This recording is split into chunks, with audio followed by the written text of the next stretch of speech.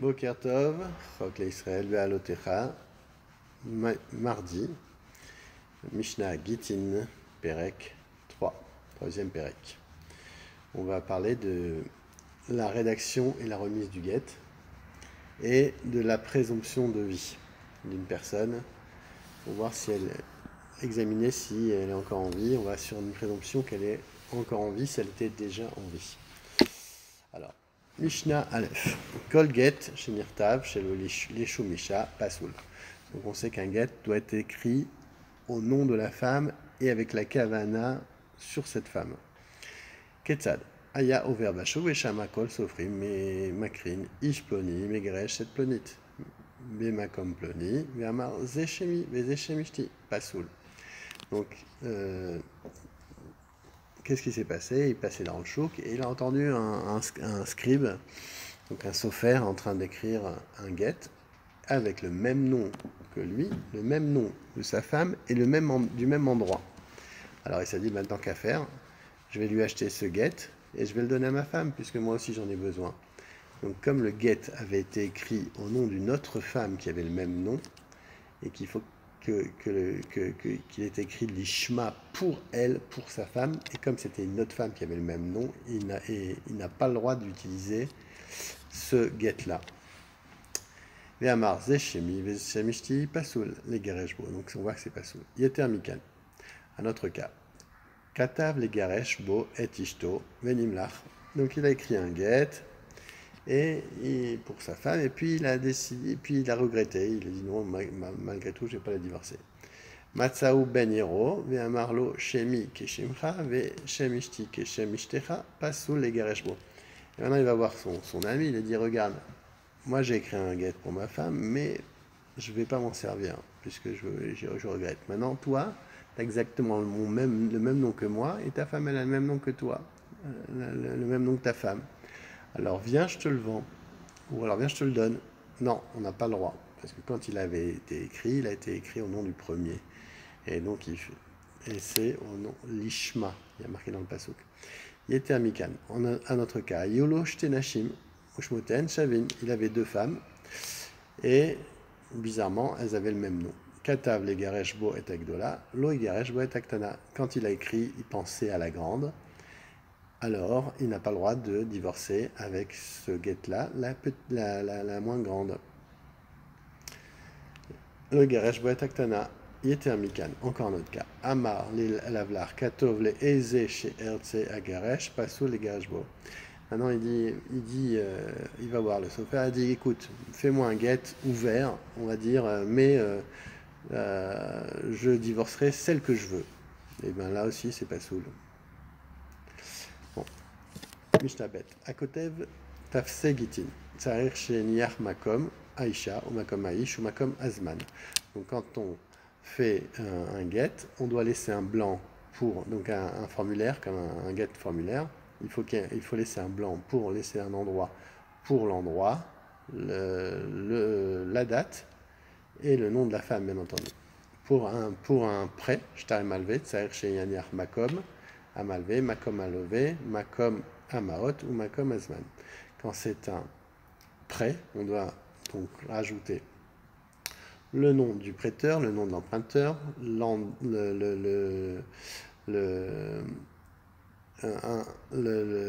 montant et la date. Shtar et Mekar, maintenant si c'est un acte de vente, un shtar de vente, un contrat de vente, Shetzaer Sheniach, Makom Alokeach, Makom Amocher, Makom Amaot, Makom Asadeh ou Makom Azman. Donc, quand c'est un acte de vente, on doit rajouter donc un blanc pour le vendeur, un blanc pour l'acquéreur, un blanc pour le temps, une description de l'objet et le temps et le montant. Rabbi Yehuda possède Bekulan. Et pour Rabbi Yehuda, il dit non, on n'a pas le droit de faire ça. Rabbi Ezer Marchir, Bekulan, Chutz Migite Nashim. Par contre, Rabbi Ezer dit non, on a le droit de faire des formulaires en laissant des blancs, mais pas pour les get, parce que chez Neymar, les katavla mishma, on doit les écrire pour elle. Donc si on l'a écrit en laissant des blancs, c'est moins bien. Mishnah Gimel. Ameviget ve'avad emeno. Matsao lealtar kacher. Donc il a écrit un get et il a perdu et puis il a retrouvé tout de suite. Bon, ça reste kacher.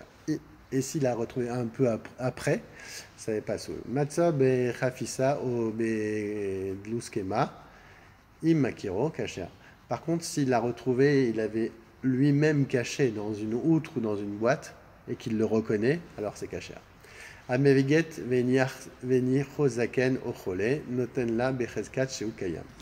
Maintenant, il a nommé un mandataire pour le donner, et quand le mandataire est parti, la personne était très malade ou très vieux, et il doit quand même lui donner, même s'il a mis 3 mois de voyage par exemple, parce qu'on va avoir une présomption qu'il est encore en vie. Bat Israël anesua les Kohen ve'alar be'ala leminatanyam u'echel betruma becheskat sheu kayam. Donc pareil pour une présomption de vie, un Kohen qui est parti à l'étranger, on ne va pas penser qu'il est mort, et sa femme a encore le droit de manger de la trouma. Asholeach Khatato Meminatanyam Makrivinoto Becheskat Sheu Kayam. Maintenant, quelqu'un qui était en Rousse Laretz, il a envoyé un khatat, donc on lui fasse son khatat, on va l'approcher toujours sur la même présomption qu'il est en vie. Donc ça s'appelle Cheskakama. Donc on va par rapport à la première présomption. Il était en vie, alors donc il reste on estime qu'il est encore en vie. Mishnah Shlosha Devarim Amar Rabbi Eliezer ben Bar Parta Lifne Chachamim Nekimu et Devarav Al Ir Sheikifu Karkom Al Asfina Shemitrefet Bayam Ve'al Otse la Lidon Shen Becheskat Kayamin. Donc 3 choses à dire à Rabbi Eliezer devant les Chachamim, et ils ont été d'accord. Donc sur une ville qui est assiégée, sur un bateau qui s'est déchiré en pleine mer, et celui qui est sorti d'un dîne avec une peine de mort. Comme ils étaient vivants à ce moment-là, ils restent dans leur cheskat de vie. En revanche, les habitants d'une ville conquise, les naufragés et les condamnés à mort, traînés sur les lieux de son exécution, est incertain. Alors, dans le doute, on va faire la khumra des vivants ou des morts.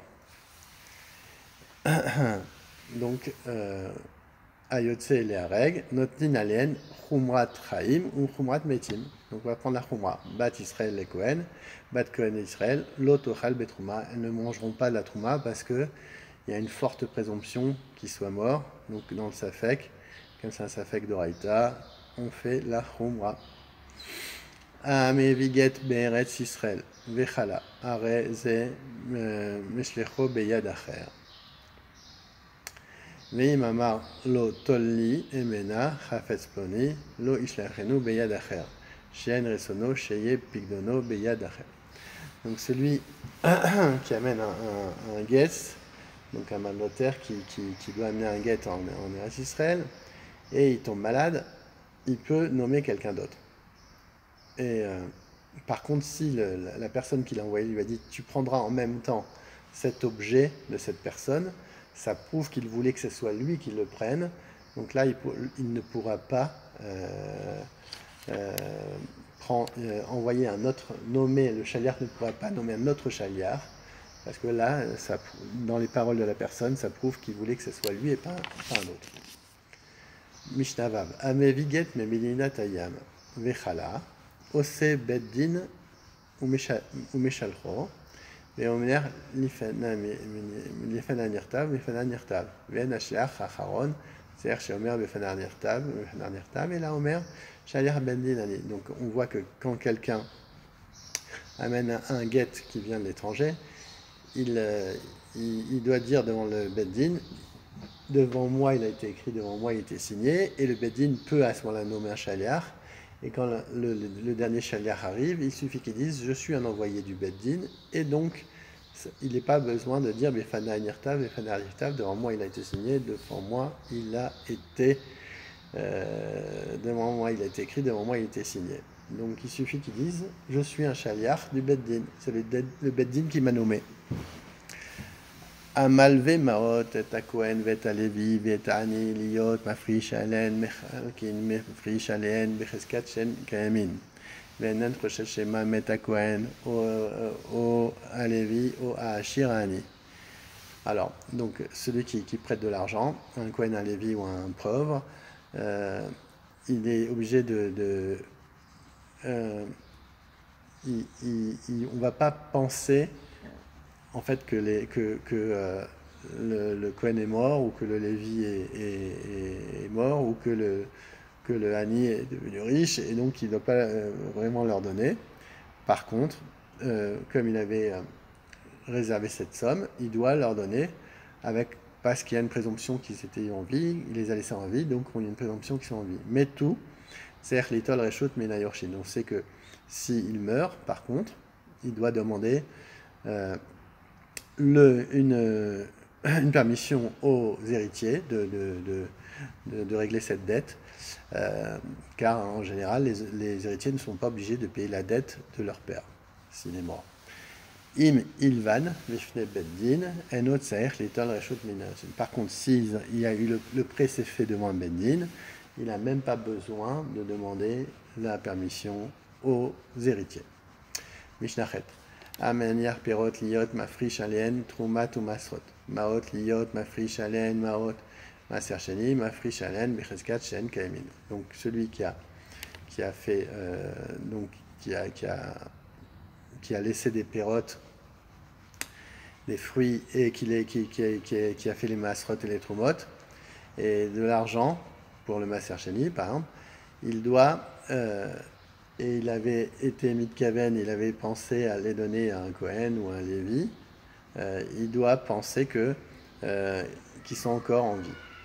Et s'ils ont été perdus, il doit Rochesh Metlet, c'est-à-dire qu'il doit être douté à peu près sur 24 heures que ça a été fait. Donc s'il les avait désignés dans les 24 heures comme Trouma, pour d'autres fruits qui n'ont pas encore été consommés, il devra donc refaire le prélèvement. Rabbi Yehuda Omer, Beshosha, Prakim, Botkin et Ayayin. Botkin shel Bekadim shel Motzei Chag, Beotsaat Samadar, ou Beshat, Knisat Amaim, Baboser. Pour Rabbi Yehuda, celui qui a mis de côté une certaine quantité de vin pour s'en servir comme Trouma ou comme Maaser, doit vérifier à 3 époques de l'année qu'il n'a pas tourné au vinaigre. Alors, c'est quoi ces 3 époques? Quand le vent chaud d'Est souffre, à l'insu de la fête de Sukkot,